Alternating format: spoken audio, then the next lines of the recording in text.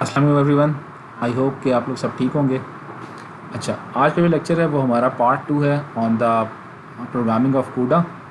इससे पहले पार्ट में हमने काफ़ी कुछ बेसिक्स सी चीज़ें देख ली थी कूडा के हवाले से। तो आज जो हमने डिस्कशन करनी है वो थोड़े से जो लास्ट हमने कॉन्सेप्ट्स पढ़े थे पहले उनको रिव्यू करते हैं, देन उसके बाद फिर हम लोग आगे कूडा के हवाले से डिस्कशन करते हैं। तो अभी तक जो हमने कुछ डिस्कस किया है कूडा के हवाले से या जीपीयू के हवाले से, उसमें हमने ये देखा है कि हमारे पास एक तो हेट्रोजीनियस सिस्टम होता है। हेट्रोजीनियस सिस्टम में क्या होता है कि हमारे पास सीपीयू और जीपीयू दोनों को मिला के हम लोग एक हेट्रोजीनियस किस्म का सिस्टम बना लेते हैं कि जिसमें जो सीरियल कोड होता है वो हमारे पास सीपीयू पे रन होता है, और जो कंप्यूटेशनल इंटेंसिव टास्क होता है या जो मैसिव पैरेललिज्म जहाँ पे हमने अचीव करनी हो, तो उस केस को हम लोग जीपीयू के ऊपर शिफ्ट कर देते हैं। ठीक है, तो इससे क्या होता है कि हमारे पास ओवरऑल जो परफॉर्मेंस है सिस्टम की वो बेहतर हो जाती है in the very low cost. ठीक है, तो इस वाले से जीपीयू की जो प्रोग्रामिंग है, चूँकि जीपीयू काफ़ी ज़्यादा पैरेललिज्म हमें प्रोवाइड करता है, तो उसके लिए एनवीडिया ने जो डेवलप किया वो कूडा, एक प्रोग्रामिंग एक्सपर्ट डेवलप किया। तो उस वजह से हमने कुछ बेसिक चीज़ें देखी थी कि कूडा हमने देखा था कि वो एक हमारे पास एक एनवीडिया का डेवलप किया हुआ एक जनरल पर्पस कंप्यूटिंग के लिए एक जीपीयू की पैरेललिज्म को इस्तेमाल किया जा सकता है। उसके लिए आर्किटेक्चर है जिसमें हम लोग बिल्ट इन एपीआई जो होती हैं वो स्ट्रेट फॉरवर्ड एपीआई मैनेज करती हैं हमारे पास डिवाइस और मेमोरी को। ठीक है, देन इसमें हमने जो देखा था इससे पहले वो एडिशन देखी थी दो वेरिएबल्स की। ठीक है, फिर उसके बाद हमने उसका मेन फंक्शन भी देखा था, डिवाइस के ऊपर कैसे काम करता है। ठीक है, और मेमोरी एलोकेशन हमने कैसे करनी है। मेमोरी एलोकेशन में क्या होता है कि हम लोग कंटेंट्स कॉपी कर रहे होते हैं from the host towards the GPU memory. तो जो जीपीयू मेमोरी होती है वहाँ पे हमने जो मेमोरी है वो एलोकेट करनी पड़ती है, क्योंकि हमने कॉपी करने content from the CPU memory. तो उस केस में क्या होता है कि हमें मेमोरी एलोकेट करनी पड़ती है। तो इस केस में हमने क्या किया था कि उतनी मेमोरी एलोकेट की थी जितना इंटीजर का साइज़ था। ठीक है, तो हमने एलोकेट कर दी थी मेमोरी। उसके बाद फिर हमने होस्ट के ऊपर जो थे वो इनपुट दे दिया था वैल्यूज़ को। फिर उस जो वैल्यूज़ इनपुट हुई थी होस्ट के ऊपर उनको फिर हमने डिवाइस पे कॉपी किया था जो हमने मेमोरी एलोकेट किया उनके अंदर। देन उसके बाद फिर हमने जीपीयू का जो कर्नल था वो लॉन्च कर दिया था। तो एडिशन जो थी वो हमारे पास जीपीयू के ऊपर हो रही थी। उसके बाद फिर हमारे पास जो रिज़ल्ट आया था सी का वो हमने वापस कॉपी करना था from device to the host या जीपीयू टुवर्ड्स द सीपीयू। उसके बाद फिर जो हमने मेमोरी एलोकेट की थी इसी कोड के अंदर यहाँ पे उसको फिर हमने फ्री करना था, तो फिर हमने कूडा फ्री से उसको फ्री कर दिया। तो ये तो हमारे पास हेट्रोजीनियस कंप्यूटिंग के वाले से था। अब चूँकि हमारे पास जो जीपीयू होता है उसके अंदर काफ़ी ज़्यादा नंबर ऑफ़ कोड्स होते हैं। ठीक है, तो उनको फिर हम लोग कुछ कहते हैं कि ब्लॉक्स के वाले से हम लोग जिक्र करेंगे। तो लास्ट लेक्चर के अंदर मैंने एक बात कही थी कि ये जो हमारे पास कर्नल है ना, जैसे my kernel then triple angle brackets थी उसके अंदर 1,1 था। तो जीपीयू कंप्यूटिंग जो है वो तो हमारे पास पैरेललिज्म के वाले से बात करता है। तो अगर हमने रन करना हो किसी कोड को डिवाइस के ऊपर तो हम लोग कैसे रन करेंगे। तो इस केस में जो इससे पहले हमने डिस्कशन की थी कि वहाँ पे मैंने आपको बताया था कि ये 1,1 जो है वो मैंने उस टाइम आपको कहा था कि उसको फ़िलहाल छोड़ दें, तो आगे वाले लेक्चर में बताएंगे। तो ये जो हमारे पास 1,1 है इसको हम लोग रेफ़र कर सकते हैं एज़ n,1। अब यहाँ पे n जो है ना, ये जो ऐड वाला फंक्शन है ये इंस्टेड ऑफ एग्जीक्यूटिंग हमने अगर इस ऐड को सिर्फ एक दफ़ा रन ना करना हो, इसको अगर हमने हज़ारों दफ़ा रन करना हो, तो उस केस के अंदर यहाँ पे उतने नंबर ऑफ़ टाइम्स ये जो n है वो बताएगा कि कितने नंबर ऑफ़ टाइम्स ये कोड या ये जो फंक्शन है वो पैरेलल के अंदर रन होगा। ठीक है, जीपीयू के ऊपर। तो ये हमारे पास n वाला पैरामीटर ये बताता है। तो 1,1 में जो पहला हमारे पास हुआ है तो हम लोग n से रेफ़र करते हैं, वो बताता है कि ये जो फंक्शन है ये कितनी दफ़ा एग्जीक्यूट होगा ऑन द जीपीयू। ठीक है, उसके बाद वाला जो है 1 वो आगे मैं बता देता हूँ क्या होगा। अच्छा, तो हमने चूँकि जो ऐड वाला फंक्शन है उसको हमने पैरेलल के अंदर रन करना है और हमारे पास अब जो काम है वो वेक्टर एडिशन का है। वेक्टर एडिशन के अंदर हमने जो एडिशन है यहाँ पे वो रेफ़र की जाएगी एज ए ब्लॉक, और जो ब्लॉक्स होंगे उनसे मिलके एक ग्रिड बनेगा, ठीक है।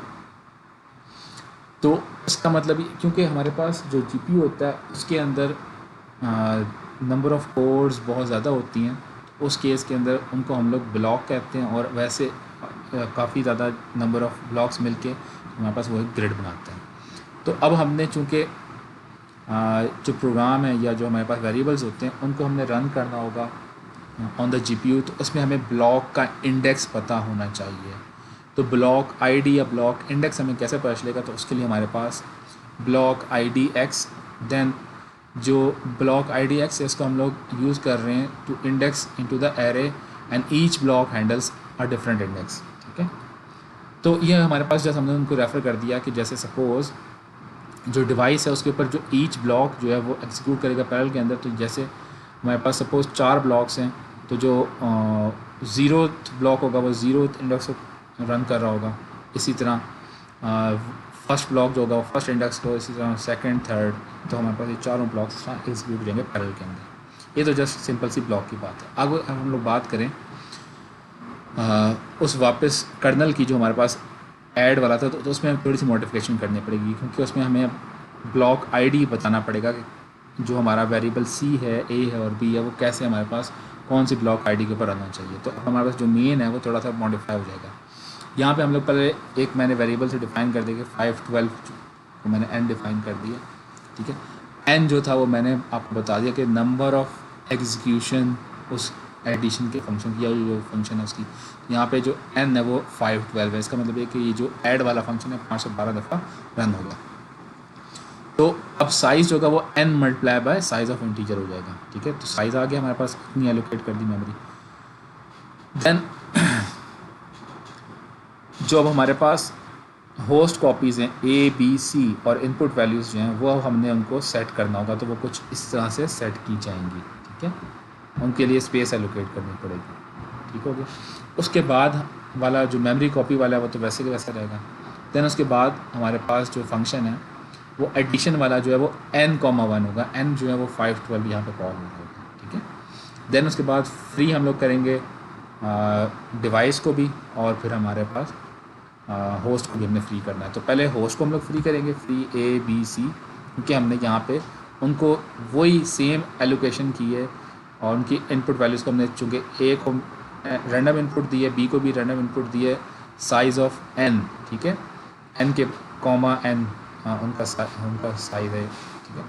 और c जो है वो अभी फ़िलहाल एलोकेट नहीं होगा, तो इसको हमने फिर भी फ्री कर देना। तो ये कुछ चेंजेस आ गई डिवाइस के ऊपर और होस्ट कोड के ऊपर, ठीक है। तो इसलिए हमारे पास वेक्टर एडिशन हो जाएगी ऑन द जीपीयू। तो अभी तक जो हमने रिव्यू किया उसमें हमने देखा है कि जो होस्ट है और डिवाइस है इनका डिफरेंस क्या है, ठीक है। फिर हमने देखा है कि जो अंडरस्कोर ग्लोबल है ये एक्चुअली डिक्लेयर करता है function as a device code, जो कि बताता है कि अब ये वाला जो कोड है वो डिवाइस के ऊपर रन होगा, और उसको हम लोग कॉल करेंगे फ्रॉम द होस्ट, ठीक है। फिर उसके अंदर हम लोग होस्ट कोड से टू द डिवाइस कोड हम लोग पैरामीटर्स पास करते हैं, ठीक। फिर उसके बाद हमने बेसिक डिवाइस मेमोरी मैनेजमेंट देखी, जिसमें हमने मेमोरी एलोकेशन, मेमोरी कॉपी और मेमोरी फ्री कैसे करनी है वो हमने देखा है। अब जो हम लोग देखने लगे जो एक और चीज़ इसके वाले देखी थी, वो हमने देखा था कि जो पैरेलल कर्नल्स उनको लॉन्च कैसे कर सकता है। तो उसमें हमने देखा था n नंबर ऑफ़ कॉपीज़ हमने लॉन्च की थी, ठीक है। और हमने जो ब्लॉक्स इंडेक्स है वो हमने किया था। ये तो हमारे पास ब्लॉक्स के हवाले से था। तो अब हमने हर ब्लॉक के अंदर डिफरेंट थ्रेड्स रन करने हों, ठीक है, उसको मज़ीद इम्प्रूव करना हो। तो उधर फिर हमारे पास थ्रेडिंग का कॉन्सेप्ट कैसे आता है। तो पूरा थ्रेड के अंदर जो ब्लॉक है उसको हम लोग स्प्लिट कर सकते हैं पैरेलल थ्रेड्स के अंदर। तो इसका मतलब ये है कि थ्रेड की आईडी अब हमें पता होनी चाहिए। एक ब्लॉक है या एक कोर है, ब्लॉक को हम लोग कोर से रेफ़र कर सकते हैं। तो हमने जस्ट पहले कोर की आईडी दी थी। अब उस कोर के ऊपर 2 थ्रेड्स अगर रन हो रहे हो उसकी हमें फिर थ्रेड आईडी चाहिए होगी। तो जो हमारे पास वो एडिशन वाला फंक्शन था उसको हमें थोड़ा मॉडिफाई करना पड़ेगा यूजिंग द थ्रेड आईडी। तो अब वो हमने इस तरह कुछ मॉडिफाई करते हैं, C than thread ID x of A and B, ठीक है। तो अब हम लोग थ्रेड आईडी यूज़ करेंगे इंस्टेड ऑफ ब्लॉक आईडी। तो हमारे पास कुछ मेन के अंदर जो चेंजेस आएंगी वो कुछ इस तरह से हो जाएंगी कि हमारे पास यहाँ पे तो कोई चेंज नहीं आई, हमने नंबर ऑफ़ टाइम्स 512 ही रहना दिया। जो अब चेंज आएगी वो आगे हमारे पास आएगी। आगे क्यों चेंज आएगी कि हमारे पास हम लोग एक्चुअली लॉन्च कर रहे हैं उस कर्नल को on the GPU with n number of threads. तो अब यहाँ पे n जो है वो इधर आ जाएगा और m जो है वो हमारे पास उसको हम लोग 1 रख देंगे। अब अगर मैंने आपको कहा था कि पहले वाला जो अगर हम इसको कर्ली ब्रैकेट जो सॉरी 3 एंगल ब्रैकेट से इसके अंदर अगर पहला रखेंगे तो वो उतनी दफ़ा कोड को एग्जीक्यूट करेगा। उसके बाद मैंने कहा था कि ये जो कॉमा के बाद वाला जो 1 है उसको हम लोग रहने दिया था। तो अब ये जो कॉमा के बाद वाला 1 था उसको अगर हम लोग n रखेंगे तो उसका मतलब है उतने नंबर ऑफ़ थ्रेड्स। उसका मतलब है अब ये जो कोड होगा इसमें 512 थ्रेड्स बनेंगे, ठीक है। तो m जो होगा इसको मैं कुछ इस तरह जनरल फॉर्म में रख सकता हूँ कि add triple angle brackets m comma n। m जो है वो नंबर ऑफ़ एग्जीक्यूशन बताता है और n जो है वो नंबर ऑफ़ थ्रेड्स बताता है उसके अंदर, ठीक है। तो ये थोड़ा सा हमारे पास यहाँ पे चेंज आएगा, ये थ्रेडिंग का कॉन्सेप्ट है। दैन इसके अंदर चूँकि हमारे पास ब्लॉक्स और थ्रेड्स अगर इन दोनों को कंबाइन कर लें तो हमारे पास इनको इंडेक्सिंग के लिए हमारे पास ज़रूरत पड़ेगी, क्योंकि हमने देखा ये है कि जो पैरेलल के अंदर वेक्टर एडिशन उसके अंदर काफ़ी ज़्यादा ब्लॉक्स होते हैं एक थ्रेड के साथ हमने देखे हैं, और अगर एक ब्लॉक हो उसके अंदर काफ़ी ज़्यादा थ्रेड्स हों, जैसे भी इस केस के अंदर देखा था कि 1, n, तो इसका मतलब है कि एक ब्लॉक है उसके अंदर 512 थ्रेड्स हैं, ठीक है। तो अब इसको मैनी टू मैनी अगर कर लें, पहले तो हमने मैनी ब्लॉक्स टू 1 थ्रेड देखा था और 1 ब्लॉक टू मैनी थ्रेड देखा था। तो अब let's now discuss about the data indexing कि हम लोग हमारा डेटा कैसे इंडेक्स होगा on many blocks and many threads. तो इस केस के अंदर हमारे पास इंडेक्सिंग ऑफ एरेज हमें करनी पड़ेगी with the blocks and the threads, ठीक है। अब हमारे पास सिंपल जो है वो ब्लॉक आईडी और थ्रेड आईडी से काम नहीं चलेगा, क्योंकि हमारे पास एक ब्लॉक है और एक ब्लॉक के अंदर मल्टीपल थ्रेड्स हैं, ठीक है। तो उसके लिए हमें फिर इसका मतलब है कि पहले ब्लॉक आईडी पता हो, देन उसके बाद फिर हमें थ्रेड आईडी पता हो। तो उसके लिए मैं इस तरह से एग्जांपल देता हूँ कि सपोज़ हमारे पास 4 ब्लॉक्स हैं, ठीक है। 4 ब्लॉक्स हैं और हर ब्लॉक के 8 थ्रेड्स हैं। टोटल नंबर ऑफ़ थ्रेड्स कितने हो जाएंगे, वो हो जाएंगे 8 एक ब्लॉक के अंदर हैं और टोटल ब्लॉक्स जो हैं वो 4 हैं, तो 8 × 4 टोटल नंबर ऑफ़ थ्रेड्स जो हैं 32 होने चाहिए। अब इन 32 को हम लोग कैसे इंडेक्स कर सकते हैं, ठीक है। तो इसका मतलब ये है कि m नंबर ऑफ़ थ्रेड्स होंगे एक ब्लॉक के अंदर, ठीक है। तो उसके लिए हमारे पास इंडेक्सिंग का फार्मूला कुछ ऐसा मिलेगा कि index equals thread ID. Suppose अगर हमारे पास थ्रेड आईडी 0 है तो उस केस में क्या होगा, थ्रेड आईडी 0 होगी 0, देन हमारे पास block ID multiply by m जो है वो बताएगा कि कितने नंबर ऑफ़ थ्रेड्स हैं एक ब्लॉक के अंदर, ठीक है। अगर 8 हैं तो यहाँ पे 8 हो जाएगा, तो 8 × 0, 0th ब्लॉक है तो हमारे पास इंडेक्स नंबर 0 आ जाएगा। ये इस तरह अब इंडेक्स नंबर 1 है तो उसका मतलब थ्रेड आईडी 1 है और उसका ब्लॉक अभी फ़िलहाल 0 ही है, तो इस तरह हमारे पास ही चलेगा। तो ब्लॉक आईडी 1 जब होगा तो उधर हमारे पास थ्रेड अगर 0 हो तो उसका मतलब ये है कि वो 8th नंबर ऑफ़ थ्रेड, उसका इंडेक्स नंबर 8 है। इस तरह हमारे पास इंडेक्सिंग होगी, ठीक है। तो ये हमारे पास इंडेक्सिंग का फार्मूला होगा जो कि हम लोग यूज़ करेंगे to index the data on many blocks and many threads, ठीक है।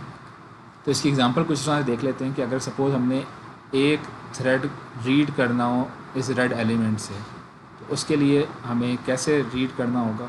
अब ये सपोज़ ये 21 को हमने रीड करना है, तो इसके लिए हमें ब्लॉक आईडी और थ्रेड आईडी पता होनी चाहिए। तो ब्लॉक आईडी सपोज़ हमारे पास 8 है, मतलब थ्रेड आईडी 8 है, मतलब एक m = 8, इसका मतलब है कि नंबर ऑफ़ थ्रेड जो हैं एक ब्लॉक के अंदर वो 8 हैं। तो उसके लिए यही फार्मूला लगेगा कि thread ID plus block ID multiply by m जो है वो यहाँ पे 8 है, ब्लॉक आईडी यहाँ पे 2 होगी, तो 8 × 2 16, देन उसमें थ्रेड नंबर कौन सा होगा, +5 करेंगे तो 16 + 5 तो 21 आ जाएगा। तो इंडेक्स जो होगा उसका 21 हमारे पास आ जाएगा। उसको अगर हमने इंडेक्स करना होगा तो उसके लिए हमारे पास कुछ इस तरह से फार्मूला मिलेगा। तो इस तरह हमारे पास थ्रेड ऑपरेट करेगा ऑन रेड एलिमेंट, ठीक है। अच्छा, तो vector addition using the block and thread अब कैसे होगी, तो इसका मतलब है कि हमें ब्लॉक डायमेंशन पता होगी और नंबर ऑफ़ थ्रेड्स पर ब्लॉक, ठीक है। तो ब्लॉक डायमेंशन जो थी वो वहाँ पे m थी, ठीक है। अब हमारे पास जो ऐड वाला फंक्शन जिसमें हमने अब पैरेलल ब्लॉक्स और पैरेलल थ्रेड्स को हमने अकोमोडेट करना है, तो उधर हमारे पास ये एक थोड़ा सा इंडेक्स का एक चीज़ ऐड हो जाएगी, एक वेरिएबल।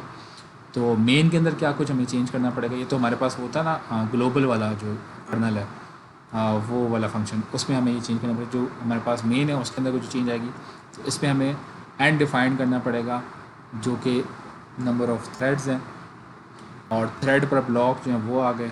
ठीक, ये दो चेंजेस आ गई। उसके अलावा मेन वैसे का वैसा रहा।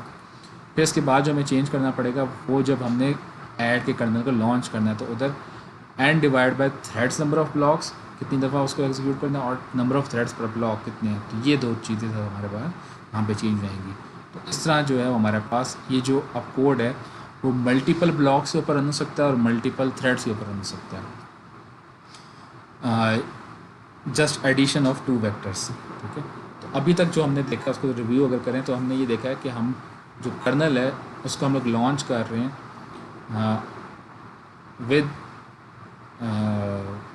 Multiple threads and multiple blocks, और उसमें इंडेक्सिंग के लिए हमने एक कॉन्सेप्ट देख लिया, इंडेक्सिंग कैसे की जाएगी। ठीक है, तो अभी तक अगर हम लोग देखें तो अभी तक हमने ये डिस्कस किया है कि एक जीपीयू के ऊपर किस तरह हम लोग एडिशन कर सकते हैं with many threads and many blocks. ठीक, अब जो हम लोग बात करने लगे हैं वो हमारे पास कुछ ऑपरेशन की है और managing the device and handling the errors, कि मैनेजिंग द डिवाइस हम लोग कैसे करेंगे। ठीक है, तो जो होस्ट और डिवाइस के दरम्यान में जो कोऑर्डिनेशन है, जो ही हम लोग कर्नल लॉन्च करते हैं तो वो चूँकि एसिंक्रोनस होती है, एसिंक्रोनस होती है, तो जो कंट्रोल होता है वो हमारे पास जो ही हम लोग कर्नल लॉन्च करते हैं, वो जो अंडरस्कोर ग्लोबल है, वो जो ही कर्नल लॉन्च होता है तो हमारे पास हम लोग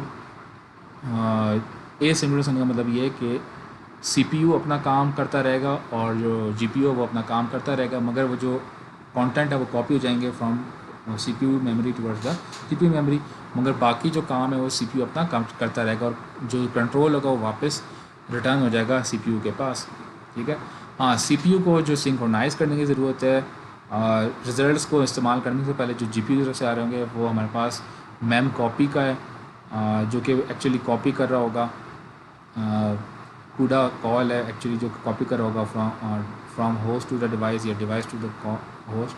तो जैसे ही हमारे पास ये कूडा मैम कॉपी की कॉल आएगी तो हमारे पास हम लोग सीपीयू को एक्चुअली होता क्या कि वो जो सीपीयू होता है ब्लॉक हो जाता है जब तक कॉपी कंप्लीट ना हो जाए। ठीक है, इसी तरह मैम कॉपी अगर एसिंक्रोनस है, ये चूँकि सिंक्रोनस कॉल थी तो एसिंक्रोनस कॉल ये होगी कि उसमें हम लोग सीपीयू को ब्लॉक नहीं करेंगे। इस तरह डिवाइस सिंक्रोनाइजेशन के लिए कूडा डिवाइस सिंक्रोनाइजेशन जो होगी वो ये करेंगे कि सीपीयू जो है वो कूडा कॉल को जब तक कंप्लीट नहीं कर लेता तब तक सीपीयू को हम लोग ब्लॉक रखेंगे। ठीक है, इसी तरह अगर हमने कुछ एरर्स अगर रिपोर्ट करने हो तो कूडा की जो एपीआई वो रिटर्न करती है एक एरर कोड, तो या तो एपीआई के अंदर खुद कॉल हो जाता है या फिर हम लोग एसिंक्रोनस ऑपरेशन के थ्रू हम लोग इसको कॉल करते हैं। ठीक है, तो जो कूडा के एरर्स होते हैं वो हम लोग कुछ इस तरह से प्रिंट भी कर सकते हैं कि कोई एरर आया डिस्क्राइब करना हो। ठीक है, डिवाइस मैनेजमेंट की वजह से अगर बात करें तो हमने मेमोरी मैनेजमेंट की वजह से तो देख लिया कूडा मैम अलग, मैम कॉपी और कूडा फ्री। तो डिवाइस मैनेजमेंट की वजह से ये है कि जो अभी एप्लीकेशन होगी उसकी क्यूरी हो सकती है, तो उस क्यूरी को हम लोग सेलेक्ट कर सकते हैं कोई से भी जीपीयू, तो उसके लिए हमें डिवाइस काउंट या सेट डिवाइस करना हो, गेट डिवाइस करना हो, उसके लिए कुछ ये प्रॉपर्टी भी चीज़ है, कुछ प्रॉपर्टीज़ हैं। उसके अलावा मल्टीपल थ्रेड्स जो होते हैं वो एक डिवाइस को शेयर कर सकते हैं। ठीक है, जैसे हमने इससे पहले देखा ब्लॉक्स होते हैं उनके अंदर मल्टीपल थ्रेड्स होते हैं, जबकि एक सिंगल थ्रेड जो होता है वो मल्टीपल डिवाइसेस को भी मैनेज कर सकता है। तो उस केस के अंदर कूडा सेट डिवाइस या कूडा मैम कॉपी होता है वो यूज़ किया जाता है for current device, for peer to peer copies, ये हम लोग इस्तेमाल करते हैं। ठीक है, तो इस पूरे सेशन के अंदर हमने देखा है कि हमने जो कुछ चीज़ें लर्न की हैं वो ये हैं कि हमने कूडा के अंदर एक सिंपल सा प्रोग्राम कैसे रन कर सकते हैं, उसके अंदर लॉन्च कैसे होता है, राइट कैसे होता है, देन उसके अंदर जीपीयू की मेमोरी मैनेजमेंट कैसे हो सकती है, और कम्युनिकेशन अगर आपने मैनेज करनी हो सिंक्रोनस या एसिंक्रोनस तो वो हमारे पास कैसे होती है, उनका फ़र्क क्या होता है। ठीक है, देन अगर हम लोग बात करें कि जो भी हमारे पास मैंने जो ग्रिड वाली या जो एग्जांपल दी थी ब्लॉक्स वाली, तो उसमें हम लोग ये देख सकते हैं कि एक डिवाइस है मतलब जीपीयू है, उसके अंदर एक ग्रिड है, ग्रिड के अंदर हज़ारों कोर्स हैं। ठीक है, और उन कोर के अंदर फिर मल्टीपल एलिमेंट मल्टीपल थ्रेड्स हैं, तो उसके लिए फिर हमारे पास ग्रिड नंबर हमें पता हो, ग्रिड के अंदर ब्लॉक आईडी के अंदर जो है वो मल्टीपल थ्रेड्स चल सकते हैं। ठीक है, तो एक ग्रिड के अंदर मल्टीपल कोर्स होती हैं, और उन मल्टीपल कोर्स के अंदर फिर मल्टीपल थ्रेड्स चलते हैं, ठीक है। तो इस केस के अंदर हमें क्या बिल्ड करना पड़ेगा, पहला तो हमें ग्रिड की डायमेंशन पता हो, ग्रिड की डायमेंशन के बाद फिर हमें ब्लॉक की डायमेंशन पता हो। मतलब ये कि एक ग्रिड के अंदर कितने नंबर ऑफ़ ब्लॉक्स हैं और एक ब्लॉक के अंदर कितने नंबर ऑफ़ थ्रेड्स हैं, तो वो उससे फिर हम लोग अपना इंडेक्सिंग को बिल्ड कर सकते हैं।